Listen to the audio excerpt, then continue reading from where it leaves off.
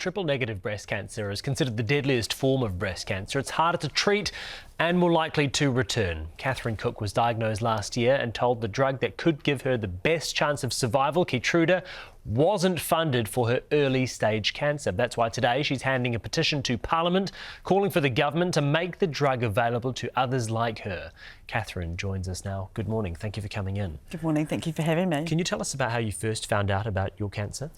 Yeah, look, I had no symptoms and I went in for my routine mammogram, and that was on the 6th of November. And that was through the public system, and I got a phone call and told me I had to come back in the next week, bring a support person, another mammogram, biopsy. Still didn't take it seriously. I thought I was just one of the percentage of recalls.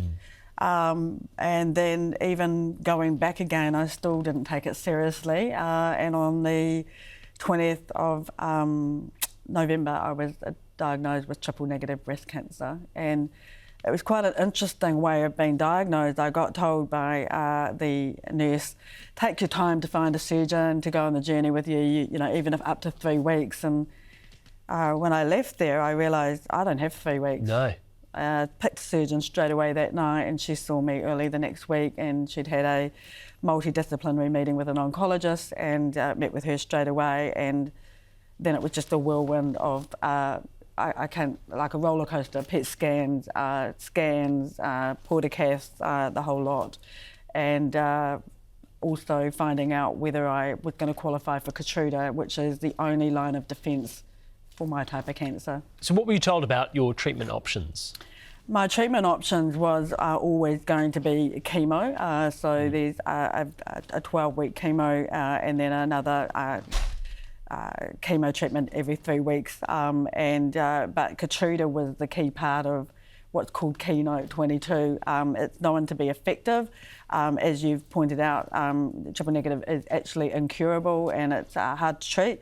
But Keytruda has given hope to Manukau, to people across the world who are taking Keytruda. And so there was a time during my treatment where I was very unwell with the Keytruda, with the chemo, ended up in hospital and ended up in hospital again, and they thought I might not be able to continue. So they did what they call an earlier scan. They normally do the scan at the end of the first regime.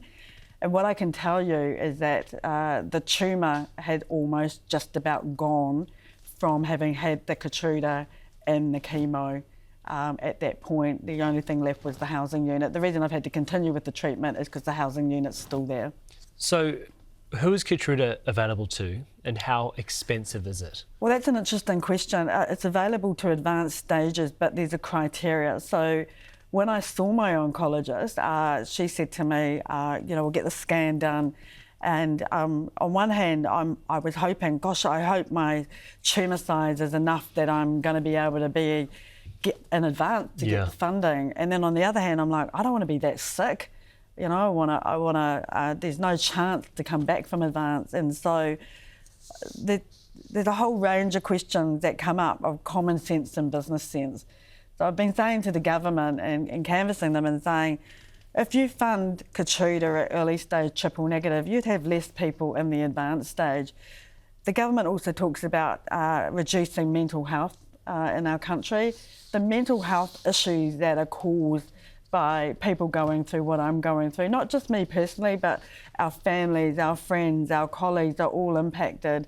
We're having to ask people for money. How embarrassing and guilty, does that make us feel?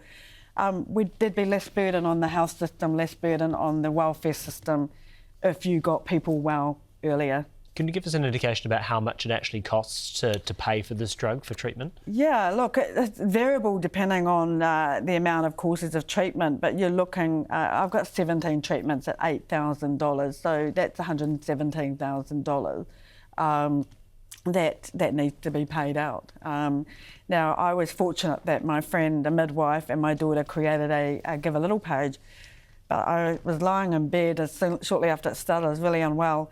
And I saw $50,000 come up in my, and I thought maybe my eyesight was going. And I went downstairs and told my husband, he immediately said, go back to bed and rest, honey. Well, I was like so overwhelmed, but to be honest, I felt guilty because there's a lot of women out there that can't even get past $4,500, and so I felt guilty, and then to be honest with you, it's had the negative effect on me, and that I still need another $50,000. So people think, oh, Catherine's got $50,000, she's going to be okay, but I've had to put my house on the market. My family home is on the market. That's the reality of the situation.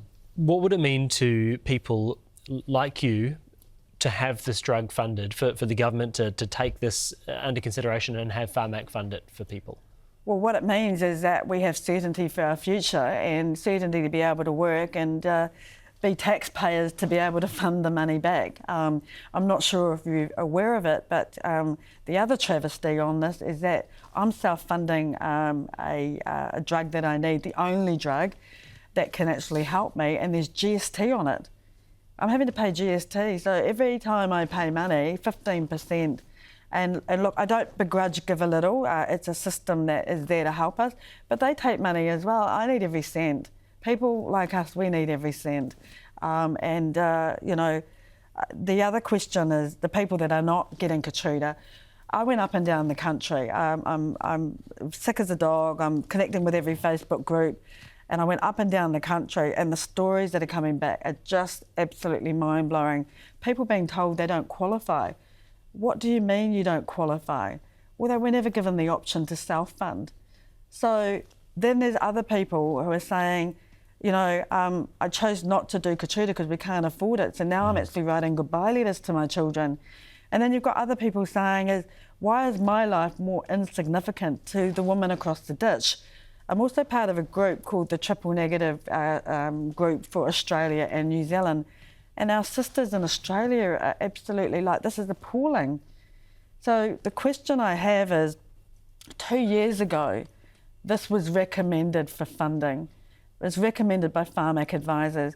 Now, when Christopher Luxon did a Keytruda is funded, and it was in the media, I wrote to him and I said, could you please tell me what you funded? Because the education isn't there for all of us. We've just been told Keytruda's funded. So people think it's funded. He referred me to David Seymour. David Seymour wrote back to me, and I just want to quote from his letter.